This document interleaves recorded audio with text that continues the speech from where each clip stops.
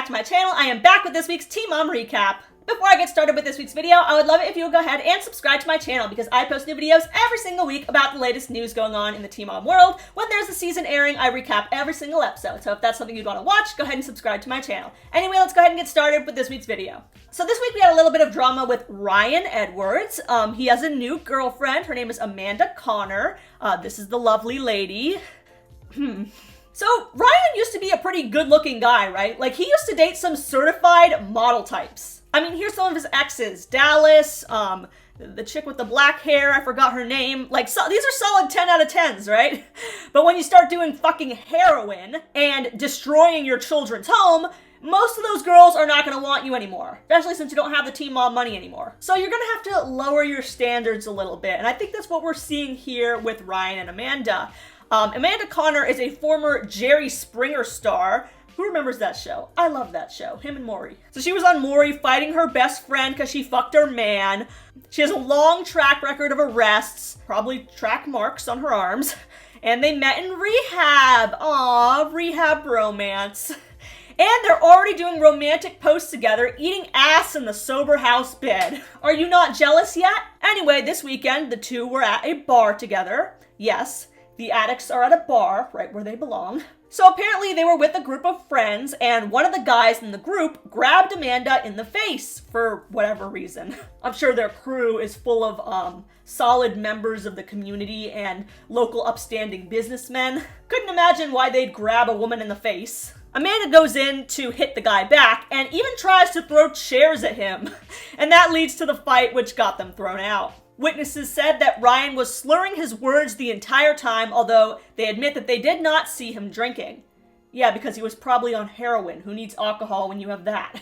At least he wasn't drinking though, right? And supposedly while he's doing all this, he lives in a sober home, and so does his girlfriend. Definitely not allowed to go to the bar while living in a halfway house. Also, girls are not allowed to live with guys at real halfway houses, so don't know what was going on there. But Ryan always has Jen and Larry's to go back to, I guess. Mommy and Daddy are always going to be there for him, so what does it matter if he breaks the sober house rules? So let's go ahead and watch the video.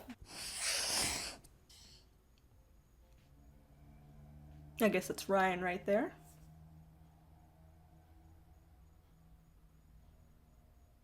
Looks like a very classy crowd. We got the bouncers shoving him back. So yeah, that's pretty much it. They didn't really get like the good footage in the video, but we did get a little bit of Ryan getting shoved, so there's that. Now you'd think that after all Ryan has done, no one but Jen and Larry supports him anymore, right? No, he does have one other supporter left. So someone came after McKenzie on Instagram saying McKenzie knew she was marrying an addict and left when it wasn't financially beneficial anymore. McKenzie claps back and says, "At what point is it ever financially beneficial to be married to someone with substance issues?" Which, you can't really argue with that, she's right. The commenter says she should love her children more than she despises their father or something, and McKenzie just says that her emotions are valid and okay. But what's really interesting is that when this headline got posted to a Teen Mom news page, Macy responded, simply saying, "Wow. Wow, indeed. What do you guys think of this?" My opinion is, I don't really understand why Macy is going so hard for Ryan. Like, she's coming at McKenzie, wow, for saying what? That Ryan drained her accounts and that her feelings are valid? She really didn't say anything too crazy that we didn't already know. Like, Macy, keep in mind, this man was a nightmare when you were with him, and that was before he was really in his addiction. I think she might have just forgotten about it because it was so long ago that they were together. But girl, like, he treated you like shit too. Do you not remember how it felt? And you didn't get half of what McKenzie got out of him. I mean, her house was destroyed, her children's rooms completely obliterated. He physically abused her, this was all in the police reports, used drugs around her children. Keep in mind, Macy, like, this is the same man that you had to get a restraining order on because he threatened to shoot you and Taylor. Maybe have a little more grace for McKenzie, let her tell her story. And like, did McKenzie get with Ryan for money? Yeah. I think that's not really debatable. But she got her karma, like, real fucking quick, dude. So I don't see why people are still coming after her for that. Her getting with Ryan for money doesn't mean that she deserves to be abused and have her house destroyed. So Macy then does a podcast interview where she kind of defends herself about all this by basically using Bentley as a shield. She says, Bentley was like, your relationship or lack thereof with my dad does affect the relationship that I have with him. It was like the boiling was starting and I had to turn it down, turn the oven off. It was like, no, hear him. Hear what he's telling you and figure out what you can fucking do different. If you want to be a good mom, be a good mom. Now's the time. And basically just saying that Bentley wanted them to get along, so now she defends him at every turn. Like, okay, but like, he didn't say, hey mom, I want you to never hold Ryan accountable again. Hey mom, I want you to attack McKenzie when she speaks out. I just don't like when people use their kids as an excuse for their own behavior. Like, just own it, Macy. You don't like McKenzie. A lot of people don't. You're not alone. Moving on to Jenelle. There are not too many updates on the Jace case this week. David has obtained a lawyer, the same one from their past custody case in 2019, and their court date has been continued to January 18th. So probably no updates on that for a while. But they do have a plan for what they want to happen to Jace. Over Thanksgiving weekend, instead of spending it with their kids, Jenelle and David dumped their offspring off at David's sister April's house. Supposedly, they want the judge to basically see April's house as an option for Jace to go to, which is ridiculous. These people are not related to Jace at all. And by the way, while I was online trying to find dirt on his sister April, I did find dirt on David's other sister, whose name is Jessica, and guess what she's been arrested for? Child abuse. Throw the whole family away, bruh. Their DNA is poison. And by the way, this is just a funny side note, but Jenelle Spears over here was posting about how much the paparazzi are always chasing her. Let's take a look at this.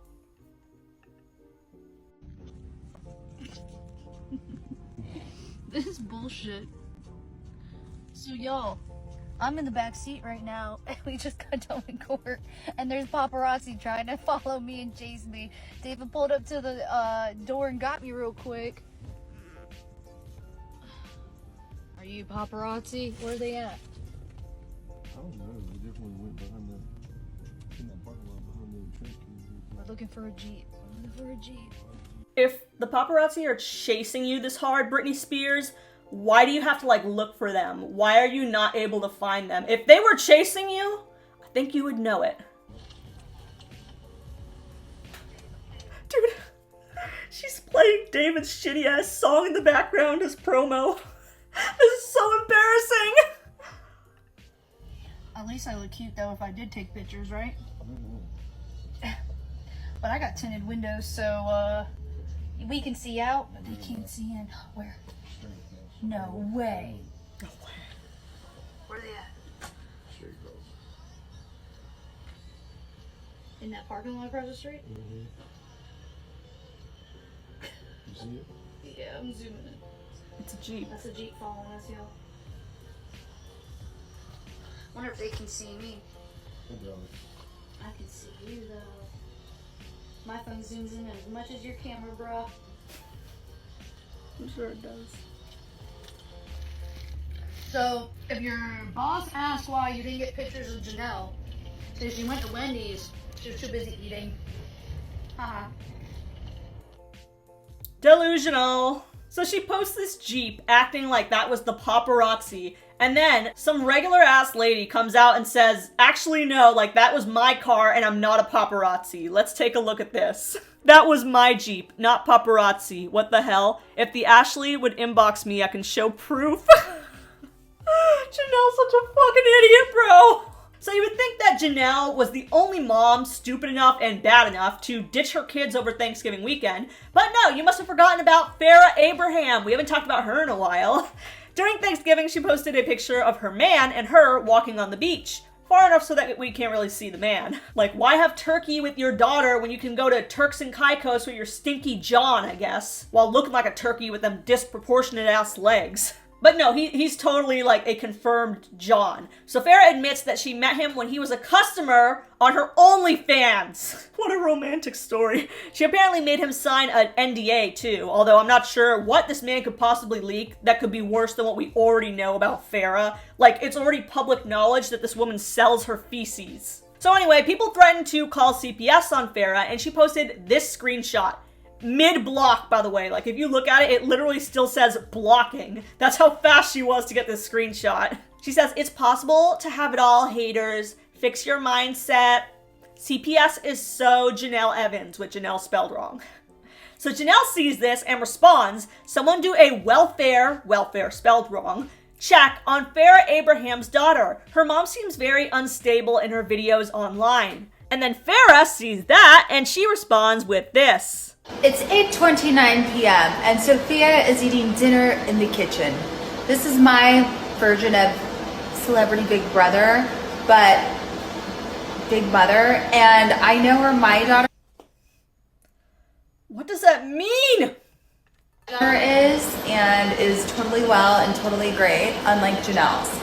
Also, I share my mental health journey.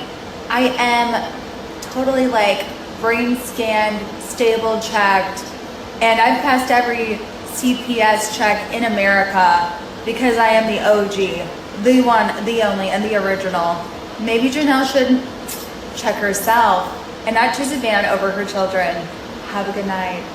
So I want to tell you guys a little story that kind of relates to this a little bit. A few nights ago, I was going to take out the trash and I have to walk it over to the dumpster like on the other side of the neighborhood. So I'm dragging this trash, probably about like 11 o'clock at night or so. It was already dark outside, obviously. You probably shouldn't have been going out that late.